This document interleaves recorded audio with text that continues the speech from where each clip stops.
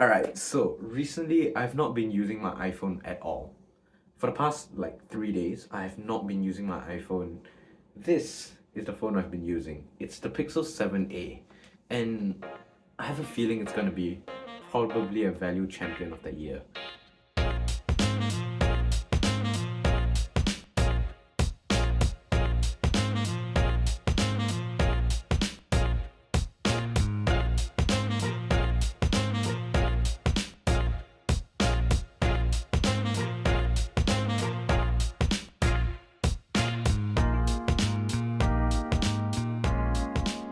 Right, so just when you look at this device, it is beautiful to look at.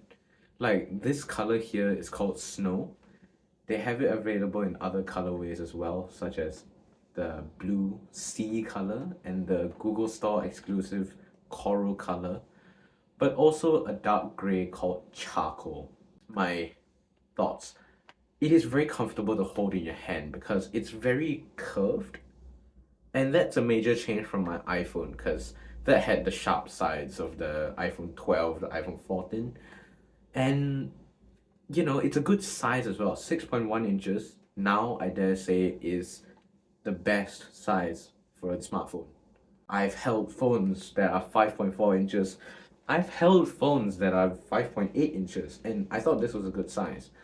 Until I held the Pixel 7a in my hand and I realized this is it. This is the size. This is the perfect size for me, right? And hell, I've even used the 15 Pro Max at its humongous 6.7-inch size, and I still didn't like it. So 6.1 inch is the perfect display size. Right, other than that, the build quality is fantastic. There's no bending or flexing or any chassis breakage that I know of.